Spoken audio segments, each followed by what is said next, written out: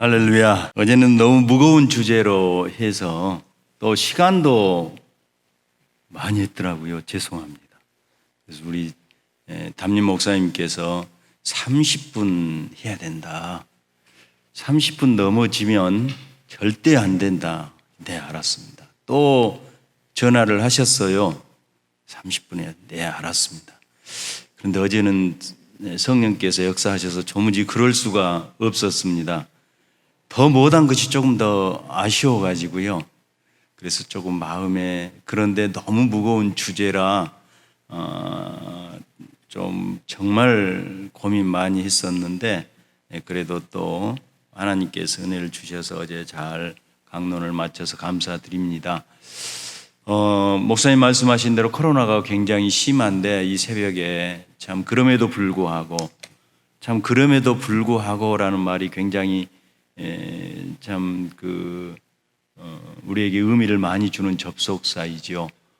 그리 아니하실지라도 이렇게 다니엘의 세 친구가 고백한 것처럼 그럼에도 불구하고 하나님께서 친히 육신을 입고 이 땅에 오셔서 우리를 구원하신 것처럼 코로나에도 불구하고 이렇게 오셔서 정말 이 새벽에 이제 오늘쯤이면 굉장히 피곤할 지금 상황이거든요. 그래서 오셔서 참 말씀 듣는 여러분의 심령 위에 우리 하나님께서 큰 은혜를 주실 줄 믿습니다. 마지막 날 해야 될 말씀인데 인간의 본성에 대해서 이렇게 본성이 뭔가 자유로운 존재인가 그건 빼겠습니다. 그래서 너무 무거운 주제이고 혹시라도 밝은 낮에 저를 한 번 더 초대해 주시면 초대해 주라는 것 같아요. 그러나 혹시라도 기회 있으면 뭐 그런 문제를 다루겠지만 새벽에는 너무 무거워서 오늘 정말 교회가 무엇인지 여러분들의 에베소서 강론을 통해서 담임 목사님이 이미 교회에 대해서 알고 있지만 저는 또 이제 반복일 수도 있고 다른 각도일 수도 있지만 개괄적으로 이렇게 살펴보고 또 우리에게 주신 직분이 얼마나 큰 의미가 있는지 얼마나 놀라운 하나님의 축복인지에 대해서 함께 생각해 보도록 하겠습니다. 사실 우리가 하나님께서 창조하셨을 때 가졌던 그 계획을 우리가 경륜이라고 이렇게 얘기를 하죠. 그래서 전하 경륜이 깊으십니다. 우리가 사극에 보면 가끔 그렇게 하잖아요. 경륜. 그러니까 임금님이 또는 아주 지혜로운 자가 생각하고 계획했던 어떤 뜻을 우리가 경륜 이렇게 얘기를 합니다. 그래서 하나님께서 창조하실 때 하나님께서 목표가 있었지요. 그것은 사람을 자기 형상으로 창조하시고 그리고 이제 생육하고 번성하고 땅이 충만해서 자기 백성들이 온 천지 만물에 가득 차서 하나님을 찬양하고 경배하고 하나님 앞에 영광 돌림을 받으시기 위해서 하나님께서 세상을 창조하셨습니다. 이것을 하나님의 창조의 경륜이라. 하나님께서 자기 백성을 가지시고 그 백성을 통해서 영광과 찬송과 경배를 받으시려고 하나님께서 창조하셨다. 창조의 경륜 혹은 창조의 목표 혹은 창조의 계획 이렇게 플랜이라고 말씀드릴 수 있습니다. 그런데 우리가 잘 아는 대로 타락은 반역이죠. 하나님 자리에 서려감이죠. 이 하나님의 계획이 창조의 경륜이 어그러지게 되었습니다. 그럼에도 불구하고죠. 먹는 날에는 정령 어떻게 하리라? 죽으리라 그랬죠. 언약을 깨뜨리면 죽는 것이죠. 정령이라는 말을 이제 우리 개역 개정에는 반드시 죽으리라. 이제 영어에는 must be죠. must be는 뭐예요? or가 아니죠. 선택이 아니죠. 반드시 그렇게 된다는 거예요. 그런데 하나님께서 아담의 생명을 유예하시고 이제 창세기 3장 15절에 여인의 후손을 약속해 주셔서 뱀의 머리를 짓이기게 하실 것이다. 이 약속을 우리는 온시 복음 또는 mother 복음, 그래서 어머니 복음이라고 얘기를 합니다.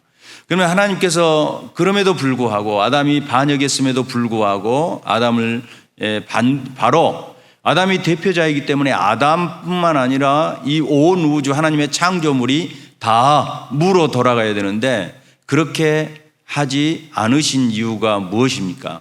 창세기 3장 15절에 여인의 후손을 약속해 주신 이유가 무엇입니까? 그것은 바로 창조의 경륜을 다시 하나님께서, 사람은 실패했지만 하나님께서 회복하시기 위해서 그렇게 하셨습니다. 이 일을 위해서 아브라함을 부르시고 큰 민족을 약속하시고 아브라함을 통해서 약속하신 약속 중에서 중요한 것이 무엇입니까? 천하 만민이 너를 통하여서 구원을 얻을 것이다. 이렇게 말씀하고 있습니다. 모든 백성들이 세상 열방 가운데서 너를 통해서 구원을 얻게 될 것이다. 이렇게 말씀하셨고 이 일을 위해서 이제 야곱을 애굽으로, 요셉을 생명의 보존자로 세워서 야곱의 가족이 애굽으로 들어가서 70명이었지만 430년 후에 큰 민족을 이루었습니다. 그리고 이제 그들을 인도해서 시내산에서 핏부림의 언약을 맺게 되지요. 그런데 그래서 이스라엘이 하나님의 언약 백성이 되는데 이 구약의 이스라엘 백성들을 스데반은 사도행전 7장에서 광야 교회라고 얘기를 합니다. 그러니까 무슨 얘기냐면 창조의 경륜이 자기 백성을 이루어서 찬양과 경배와 영광을 받으시기 위함이라는 거죠. 그러면 이스라엘 백성들을 애굽에서 구속해 내셔서 그들을 그리스도의 통로로 삼으셨는데 그리스도의 요람으로 삼아서 그리스도께서 오시는 것을 예비하고 준비하도록 하셨는데 그들 역시 뭐냐? 하나님의 백성이라는 거죠. 그러니까 창조의 경륜을 떠나서 하나님을 찬양하고 경배하기 위해서 하나님께서 이제 이스라엘 백성들을 애굽에서 구속해 내시고 홍해에서 다 세례를 받게 하시고 시내산에서 핏부림의 언약을 맺으셔서 자기 백성 삼으셨다는 것입니다. 이제 이 일이 바로 우리 주 예수 그리스도께서 오심으로 완성이 됐지요.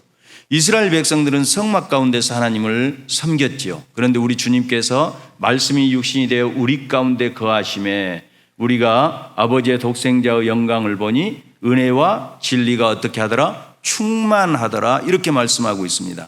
거기서 말씀이 육신이 되었다. 그리고 우리 가운데 거한다. 이 거하다는 말은 태버너클이란 말인데 영어로는 바로 원문에 보면 스케노예요. 애가 붙어서 안료형이에요. 그러면 육신이 되어 우리 가운데 거하시다는 말은 성막을 치셨다는 얘기예요. 그래서 구약의 성막 가운데 지성소에 자기 백성과 함께 하시기 위해서 오신 하나님께서 아들 예수 그리스도를 통해서 이제는 자기 백성 가운데 성막을 치셨다. 이렇게 말씀하고 있습니다. 그래서 예수님께서 마지막 다 이루었다고 말씀하시고 운명하실 때에 성전 휘장이 위에서부터 어떻게 해요? 아래로 갈라지더라. 이렇게 말씀하고 있습니다. 갈라졌다. 이것을 히브리서에서는 뭐라고 말하냐면 그 길은 우리를 위하여 휘장 가운데 열어놓으신 새로운 산길이요 휘장은 그의 육체니라. 히브리서 10장 20절에 이렇게 말씀하고 있습니다. 그래서 예수님 이 휘장은 지성소는 하나님이 계신 곳이죠. 그런데 휘장은 무엇입니까? 접근 금지예요. 누구든지 성소 안에도 들어갈 수 없어요. 성소 안에 혹은 이제 나중에 성전이죠. 그 안에는 이스라엘 백성들을 대표한 그 제사장만 들어갈 수 있고 그리고 지성소 안에는 누구만 들어갈 수 있어요? 제사장 중에서 모든 제사장을 대표한 바로 대제사장만 그것도 항시 들어가는 것이 아니라 1년에 한 차례 대속죄일에 자기를 위한 속죄의 제물과 백성들을 위한 속죄의 제물을 드리고 나서 그 핏부림을 통해서 들어갈 수 있습니다. 그러니까 지성소는 옛 언약 백성들에게 있어서 하나님의 호의이지만 또 한편으로는 어미하신 하나님 앞에 아직 죄의 문제가 해결되지 않았기 때문에 나갈 수 없다는 접근 금지의 팻말과 같은 겁니다. 그래서 제사장들은 항상 성전 주위에서 칼을 차고 지켰습니다. 누구든지 함부로 접근하면 재판 가정 없이 바로 제사장들 왜 성전은 하나님이 계신 너무나도 거룩하고 엄위하고 두려운 장소이기 때문에 이 부정한 백성들이 속죄의제사 없이, 그것도 자기 스스로가 아니라 제사장들의 중보 없이는 들어갈 수가 없었습니다. 그래서 칼을 차고 늘 지켰습니다. 그런데 예수 그리스도께서 자기의 몸을 희장으로 삼으셨어요. 예수님이 마지막 다 이루었다고 운명하실 때 희장이 위에서부터 엄청나게 큰 희장, 성전의 희장은 그 두께가 우리 어른의 손바닥보다 더 두꺼웠다고 그러죠. 높이가 9m였다고 그러죠. 그냥 자연스럽게 갈라졌어요. 이것은 무엇을 말합니까? 하나님께서 아들 예수 그리스도의 피가 우리를 죄에서 완전히 속량하시고 죄의 문제를 해결하시고, 그래서 그리스도 안에서 그의 보배로운 피, 정결한 피값으로 부름을 받은 백성들은 이제 이 땅에 있는 성소, 땅에 있는 성전이 아니라 하늘 지성소에 이르게 되었다는 것을 바로 말씀하고 있습니다. 그래서 말씀이 육신이 돼 우리 가운데 거하심에, 이 말은 무슨 얘기입니까? 바로 우리가 하나님의 성전이 되었다. 그런데 하나님의 성전된 우리가 이른 곳은 어디이냐? 히브리서 12장 22절로 24절에 보니까, 그러나 너희가 이른 곳은 시온산과 살아계신 하나님의 도성인 하늘의 예루살렘과 천만 천사와 하늘에 기록된 장자들의 모임과 교회와 만민의 심판자이신 하나님과 및 온전하게 된 의인들의 영들과 또 새 언약의 중보자이신 예수와 및 아벨의 피보다 더 나은 것을 말하는 뿌린 피니라. 사랑하는 여러분, 여러분과 제가 이른 곳은 어디라고 그랬어요? 어디라고 그랬어요? 하늘 예루살렘 도성이라.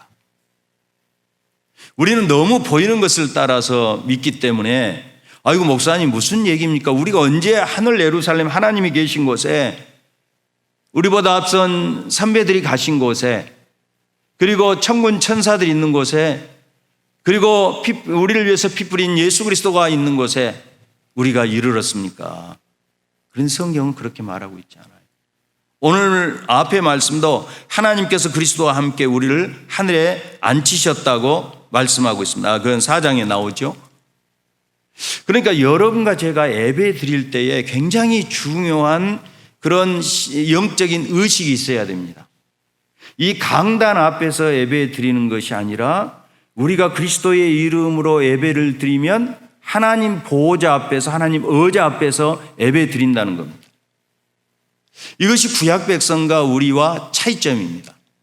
자, 그래서 바로 오늘 8절 말씀에 보면, 너희는 그 은혜에 의하여 믿음으로 말미암아 구원을 받았으니 이것은 너에게 난 것이 아니요 하나님의 선물이라. 그것은 그 은혜를 지극히 풍성함을 오는 여러 세대에 나타내려 함이니라.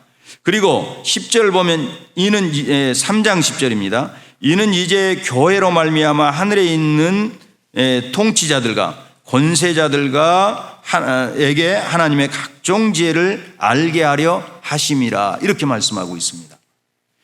제가 말씀드리고 싶은 것은 무엇이냐면, 하나님의 창조 경륜이 자기의 백성을 이루심, 그 다음에 옛 언약 백성을 부르셔서 신의 산에서 핏뿌림의 언약을 맺으심, 이것이 바로 하나님께서 교회로 삼으셔서 영광과 찬송과 경배를 받으시기 위함이죠. 그런데 그들은, 옛 언약 백성들은 아무리 경건하고 아무리 울어도 성막 가운데 계신 그 하나님 앞에서, 모세가 아무리 경건해도 지성소 안에 들어갈 수 있어요, 없어요? 없습니다. 이제는 레위기 9장의 제사장 제도가 생긴 다음부터 반드시 아론과 그의 반차를 쫓은 대제사장이 들어갈 수 있습니다.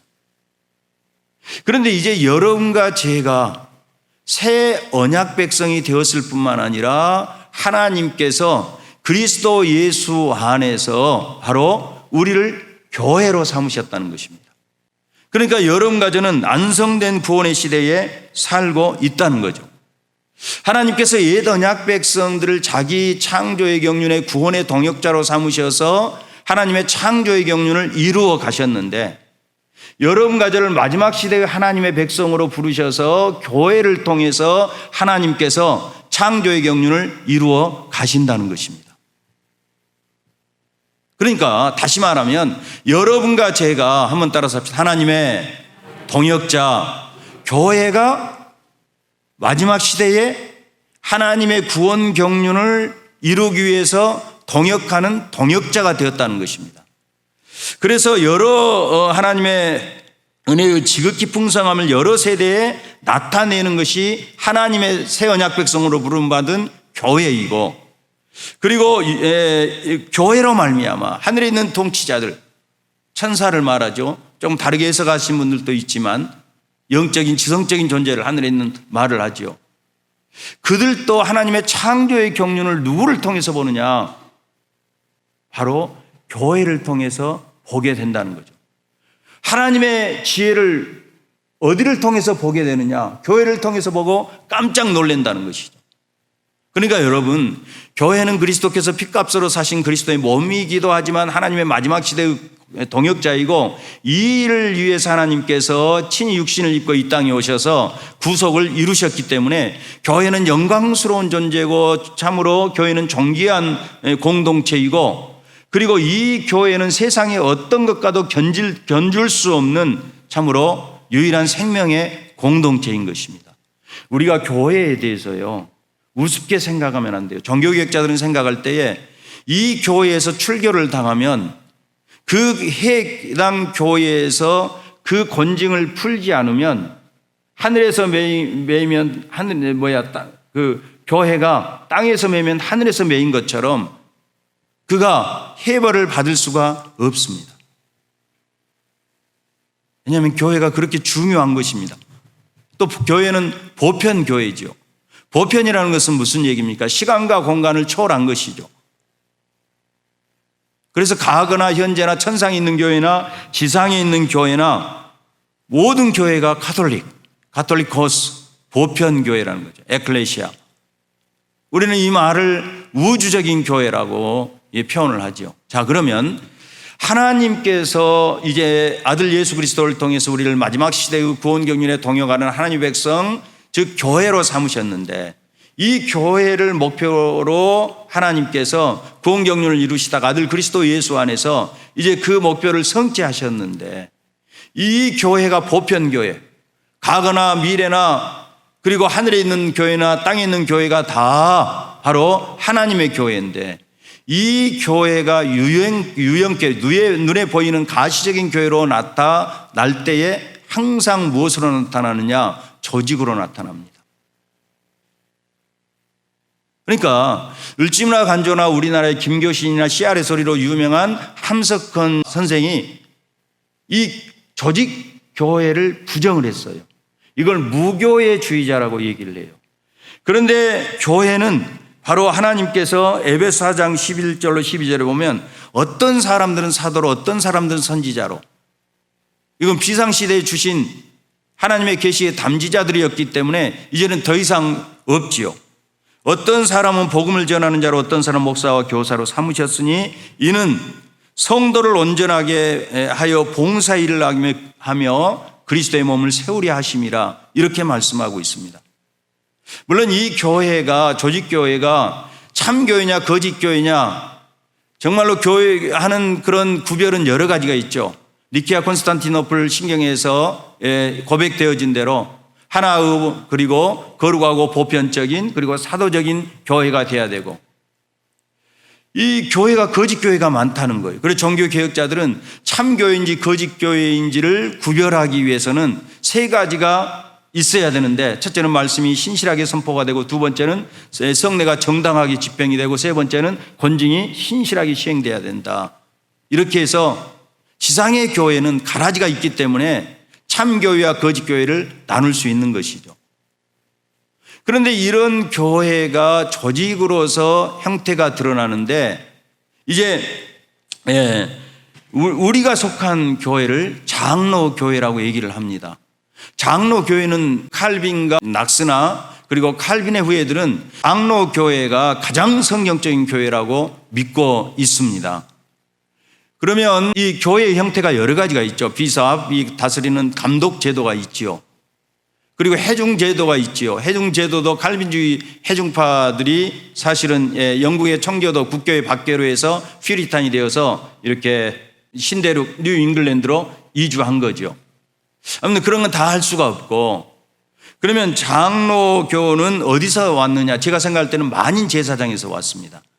만인 제사장, 그 천주교는 가르치는 교회와 그 다음에 가르침 받는 교회, 사제와 교황을 중심으로 한 사제와 평신도를 계급을 나누었습니다. 그래서 이 가르치는 교회가 바로 중보자 역할을 한 겁니다. 그런데 종교개혁자들은 바로 이제 모두가 다 하나님 앞에서 그리스도만 참 유일한 중보자이시고 우리가 다 하나님 앞에서 바로 신령한 제사를 드릴, 베드로전서에 말한 것처럼 책임 있는 하나님 앞에 제사를 드릴 제사장이 되었다고 주장하는 겁니다. 자, 그런데도 불구하고 하나님께서 이 성직의 평등성을 우리는 얘기를 해요. 목사님이 제일 높고 장로님이 그 다음에 높고 권사님, 집사님 그 다음에 이렇게 서열이 있는 게 아니에요. 종교개혁자들은 철저하게 성직의 평등성을 얘기를 했습니다. 그러면 우리가 다 평등하니까 뭐 너나 나나 이런 얘기는 아니에요. 자, 그래서 스위스 제2신앙고백서 보면 그리스도 사도들은 그리스도를 믿는 모든 자들을 제사장이라고 부른다. 그것은 그들이 가지고 있는 직무 때문이 아니라 그리스도를 통하여 모든 신자들이 왕과 제사장이 되고 우리 모두 하나님께 영적인 제사를 드릴 수 있기 때문이다. 이렇게 고백하고 있습니다. 그러면 이 말은 무슨 말이냐? 바로 우리가 만인 제사장이기 때문에 모두가 평등하기 때문에, 이 진보주의자들의 문제는 뭐냐면 평등성을 너무 강조하고 인권을 강조하고 자유를 강조하다 보니까 이제 더 이상 권위가 사라져 버렸어요. 그런데 하나님께서 주신 것은 뭐냐면 권위를 통해서 일하셔요. 그냥 국가 권위도 하나님의 사자라고 말하고 있잖아요. 부모의 권위도 하나님께서 바로 그래서 모든 우리 개혁교회 신앙고백서는 부모를 공경하는 것이 모든 권위를 공경하는 것의 시작이에요. 그렇게 말하고 있어요. 권위가 인정되지 않는 세상은 우리가 정말 무질서한 세상이 되는 거죠. 그러니까 요즘에 꼰대라는 말이 나오고 틀딱이라는 말이 나오는 이유가 거기에 있는 거죠. 아무튼 칼빈은 그래서 교회 안에 하나님께 주신, 우리는 장로교가 가장 성경적인, 다 설명할 수 없으니까 그냥 넘어갑니다. 스킵합니다. 교회 제도인데 하나님께서 주신 교회 안에 항존직이 있다. 항존직이라는 것은 뭐냐면 내가 이런 직분이 됐으면 내가 끝까지 해야 된다 이런 얘기가 아니라 주님 오실 때까지 교회가 있어야 될 네 가지 직분이 있는데, 첫째는 목사와, 두 번째는 교사와, 세 번째는 장로와, 네 번째는 집사다. 이렇게 얘기를 했습니다. 목사는 뭡니까?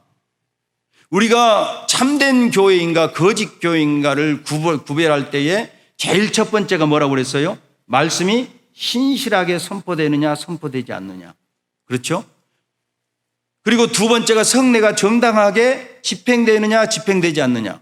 세 번째가 권징이 신실하게 시행되느냐 시행되지 않느냐. 그런데 이 모든 것이 다 말씀과 관련이 있어요. 아무리 성찬식을 또 세례식을 정말로 천주교식은 아니지만 그럴듯하게 연출해서 사람들이 감동할 만하게 한다고 할지라도 거기에 말씀이 신실하게 선포되지 않으면 그 성례는 죽은 성례예요. 항상 성례도 말씀과 함께 선포돼서 그 성례가 우리가 하나님의 상에서 먹고 마심이 되어야 돼요. 그러니까 이 세 가지가 중요해요. 그래서 이 종교개혁자들은 목사를 바로 하나님의 입으로 이렇게 말하고 있습니다. 그래서 목사님이 중요한 것은 뭐냐? 목사님이나 장로님이나 모든 우리가 성직의 평등성을 종교개혁에서 말했으니까 우리가 지분은 다 한 표씩 있으니까, 이런 발상은 아주 어리석고 비성경적이죠. 왜 여러분이 목사님을 존경합니까? 왜 배나 더 가르치는 장로를 존경하라고 말씀하고 있습니까? 왜 좋은 것을 함께 나누라고 말씀하고 있어요? 그것은 교회가 서고 넘어짐에 가장 중요한 것이 바로 하나님의 말씀이기 때문에 그래요. 우리가 왜 강단을 이렇게 높입니까? 여러분 왜 그래요? 개혁교회의 특징은 강단을 높이는 거예요. 이 강단을 높이는 이유가 바로 권위적이 되기 위해서 그런 얘기가 아니에요. 아니면 단지 그냥 잘 보이게 하기 위해서가 아니에요. 물론 잘 보여야 돼, 회중들이. 그러나 개혁교회 예배, 항상 교리를 따라서 예배당의 특성이 나타나요. 천주교는 가운데가 뭐가 있냐면 미사단이 있어요. 한가운데. 정말요, 제가 유럽의 교회들을 가보니까 미사단이 얼마나 화려한지 몰라요. 막 물들이 흘러나오고 분수를 만들어서. 그래서 나도 강단으로 한번 써야 되겠다 해서 천주교 미사단을 만드는 곳에 전화를 해봤더니요, 와, 가격이 1,000만 원, 별로 이렇게 하는 것이 좀 좋은 것은 2천만 원, 3천만 원씩이에요. 왜 그들은 그렇습니까? 미사, 제사의 반복이 그들의 예배의 중심이기 때문에 그래요. 우리는 개혁교회가 이렇게 강단을 높이는 이유가 무엇입니까? 우리는 한번 따라서 합시다. 하나님의 말씀의 권위를 제일 높입니다. 할렐루야. 이것 때문에 하는 거예요. 그래서 말씀 선포자가 없으면 종교개혁자들은 바로 교회가 없는 것이라고 이렇게 얘기를 했습니다. 그래서 시스 이 신앙 고백서에 보면 말씀 선포와 성례전의 집행이 교회의 순수성을 유지하는 데 중요하다는 것을 말한다. 그의 교회의 모임과 기초 그리고 순수성과 보존을 위해서 하나님은 예로부터 종들을 사용하셨다. 하나님은 교회가 지상에 있는 동안 오늘도 종들을 사용하시고 앞으로도 그들을 사용하실 것이다. 따라서 종들의 유래침 직무는 아주 오래되며 하나님으로부터 나온 것이다. 그것은 새롭거나 인간적인 질서가 아니다. 프랑스 신앙 고백서에서는 가르치는 직무를 소유하지 않는 그 목사가 없는 곳에는 교회가 없다, 이렇게 말씀하고 있습니다. 자, 그리고 교사는 신학 교수들을 얘기를 하죠. 박사들, 닥터를 얘기하죠. 이 교회 안에서 교리를 가르치고 신학교를 가르치는. 칼빈은 종교개혁자들은, 우리 개혁교회는 이 교사가 있어야 된다. 그 다음에 장로가 있지요. 장로는 무엇입니까? 바로 목사와 더불어서 모든 사람들의 생활을 권면하고. 그러니까 장로를 세운 이유가 가장 중요한 것은 뭐냐면, 우리 장로의 정치라고 그러잖아요.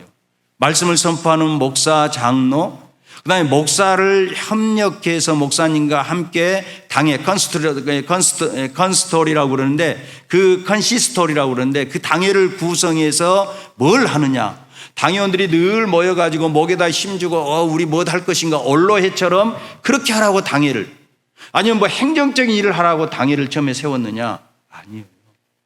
그런데 우리는 문제가 뭐 행정을 감당하고 교회 무슨 것을 결정하는 당회라고 생각을 해요. 나는 이 한국 교회가 당회가 속히 개혁이 돼야 된다고 생각을 해요. 당회의 한 일은 두 가지예요. 첫째는 선포된 목사님의 말씀을 따라서 교구를 신방하면서 이 교인들이 그 선포된 말씀대로 사는가를 살펴서 당회에 보고해서 그 사람들이 말씀대로 바르게 설 수 있도록 만들어주고, 두 번째는 그렇지 못한 자들을 권징해요. 권징은 진리를 보존하고 교회의 거룩을 보존하기 위해서 권징을 하는데, 칼빈은 권징의 목적을 하나님의 영예를 높이기 위해서, 악을 선으로 이기지 못하도록 하기 위해서, 죄에 빠진 자가 회개하고 온전하기 위해서 권징을 한다고 말하고 있습니다. 이 권징의 목적은 다시 하나님 앞으로 돌아오기 위해서 권징한다는 거죠. 그 일을 누가 하느냐? 바로 당회가 한다는 거죠.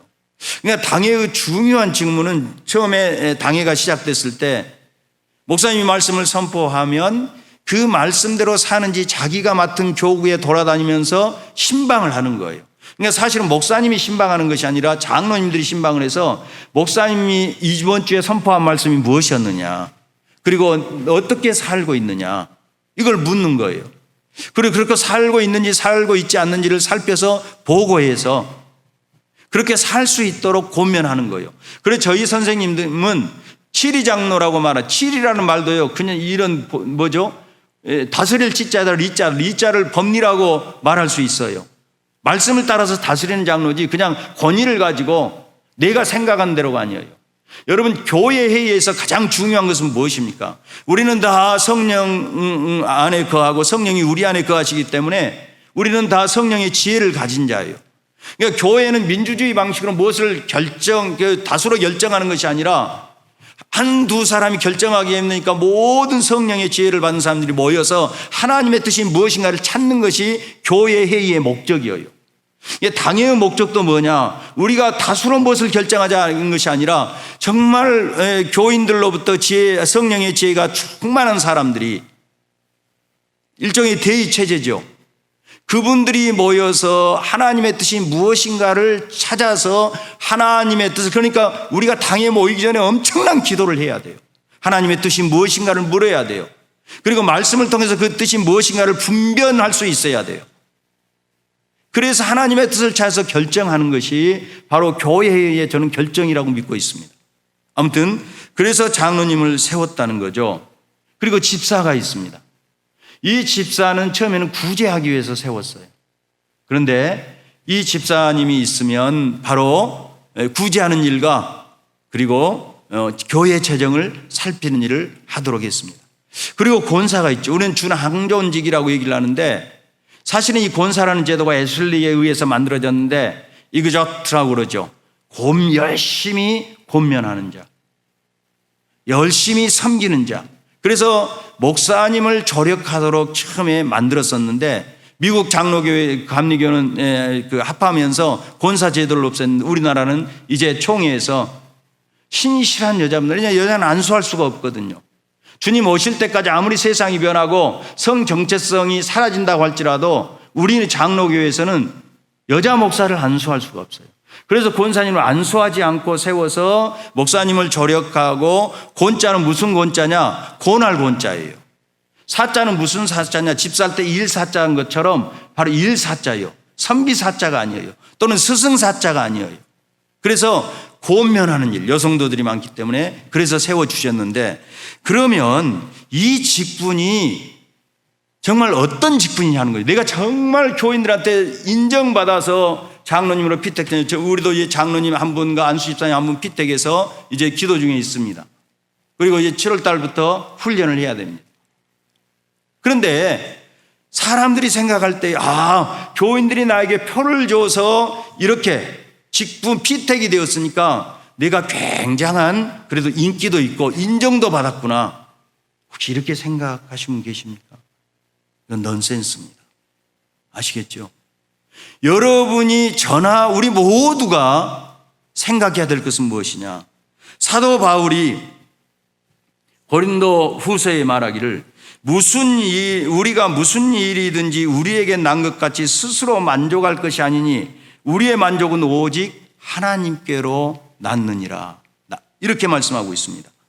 표준 세번역 성경으로 제가 읽어드리면 우리는 어떤 일이 우리 자신에게 난 것으로 생각할 만큼 능력이 있지 아니하며 오직 우리의 능력은 하나님에게서 났습니다. 이렇게 번역하고 있어요. 그런데 이 만족이라는 말, 능력이라는 말이 좀 어렵지요. 번역이.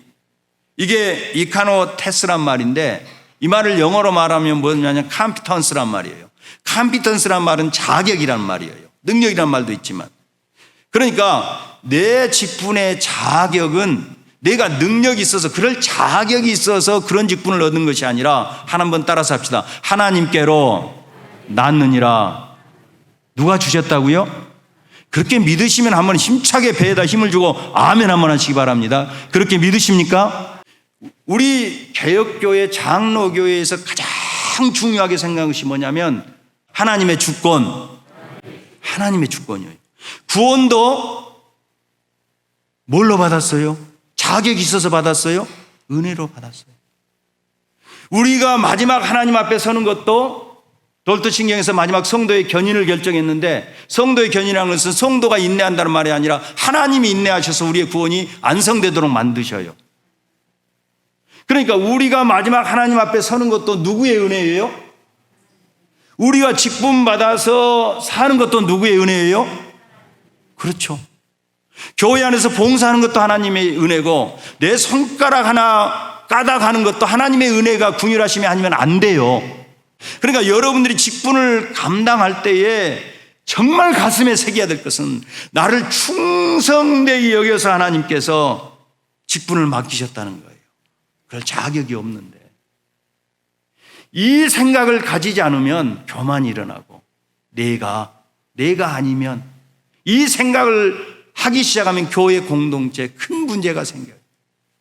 저는 여러분과 제가 정말 하나님께서 주신 직분인 줄 알고 믿음을 따라서 마지막 이 직분 다 하는 날까지, 주님 앞에 서는 날까지 겸손하게 하나님의 은혜가 아니면 할 수 없다고 고백하고, 하나님께서 이 직분을 감당할 수 있도록 나에게 긍휼을 베풀어 주시라고 하나님 앞에 겸손히 기도하는 직분자들이 될 수 있기를 주님의 이름으로 축원합니다. 그런데요, 우리의 직분이 얼마나 중요하냐. 고린도후서 3장 5절에 보니까 모세의 직분은 율법의 조문에 죽이는 것이라고 말씀하고 있고, 모세가 가졌던 직분은 없어질 영광이라고 말하고 있고, 더 충격적인 말은 고린도후서 3장 9절에 정죄의 직분이라고 말하고 있고 10절에 작은 직분이라고 말하고 있어요.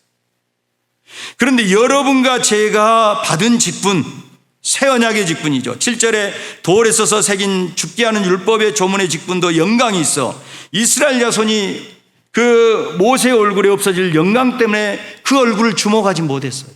이제 수건이 벗겨졌어요. 구원이 완성된 것이죠. 우리의 직분은 죽이는 율법의 조문이 아니라 영으로 세운 직분이라고 말하고 있고, 새 언약의 일꾼은 더욱더 큰 영광이 있다고 모세보다 말하고 있고, 8절에 고린도서 3장 8절에 보면 영의 직분이므로 더욱더 큰 영광이 있고, 9절에 보면 의의 직분이라고 말하고 있어요. 영광의 직분이라고 말하고 있어요.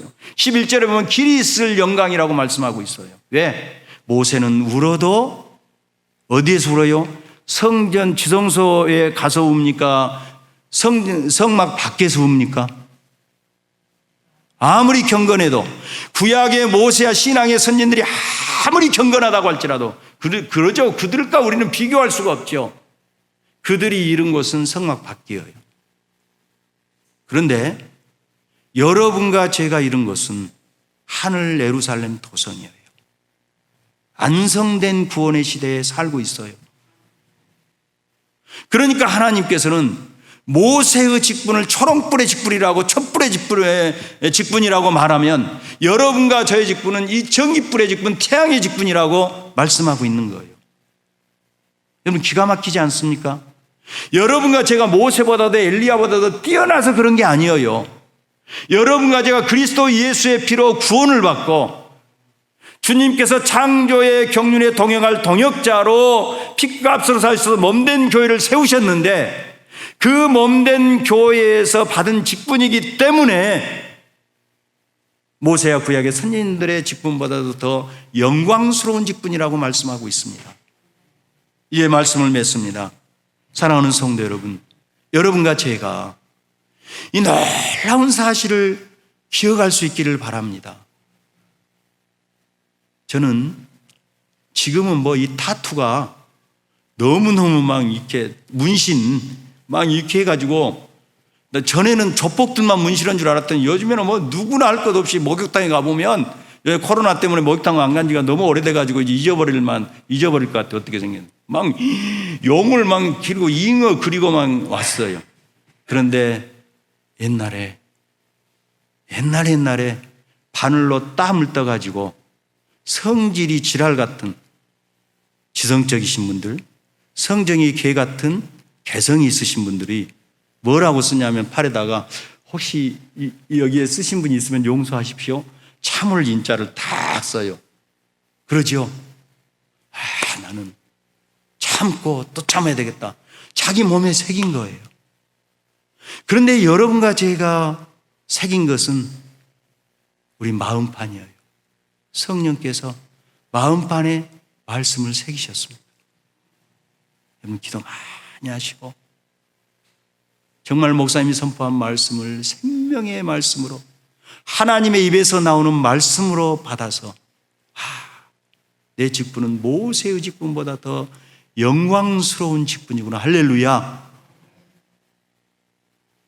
내가 자격이 있어서가 아니라 하나님이 자격을 주셔서, 내가 능력이 있어서가 아니라 하나님이 능력을 주셔서, 또 그렇게 여겨주셔서 내가 이 직분을 감당하게 되구나, 하나님의 구원 역사에 동역하게 되구나, 이 사실을 기억하시고 마지막까지 이 경주를 경주하는 저와 여러분이 될 수 있기를 주님의 이름으로 축원합니다. 축원합니다. 거룩하시고 내려오신 아버지 하나님, 참 감사드립니다.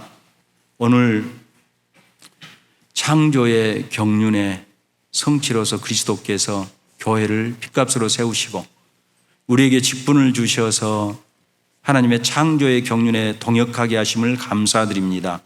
오늘 주신 말씀을 마음판에 새기고 하나님 앞에 서는 날까지 이 직분을 잘 감당할 수 있도록 저희들에게 큰 은혜와 긍휼을 베풀어 주시옵소서.